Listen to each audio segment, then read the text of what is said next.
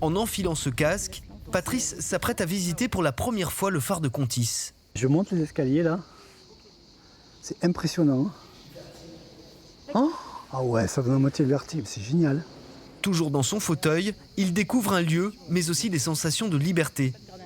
On se rend compte effectivement du monument en fait, de la façon dont il a été conçu. Bon, après, arriver une fois là-haut, on peut regarder à 360 le point de vue, c'est magnifique. Je vois la forêt, je vois tout. Enfin, c'est Même sensation et enthousiasme pour Gisèle, qui découvre autrement l'environnement dans lequel elle vit. On ne se rend pas compte que c'est aussi étendu la forêt. Puis je ne me rendais pas compte aussi que la mer est aussi étendue. On a l'impression que c'est tout petit, mais c'est immense. Ça nous permet de voir la réalité, virtuelle, mais la réalité quand même.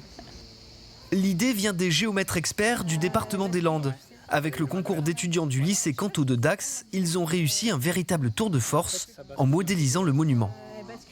Il y a une fierté de pouvoir aider à des usagers de découvrir quelque chose qu'ils ne pourraient pas découvrir si on ne leur met pas à disposition. Donc ouais, il y a une double fierté, le côté scolaire, technique, et aussi le côté pédagogique et ouverture à toute la population de cette visite. Pour les personnes à mobilité réduite, de nouveaux lieux deviennent accessibles virtuellement sans que ceux-ci ne reçoivent le moindre aménagement pour les approcher.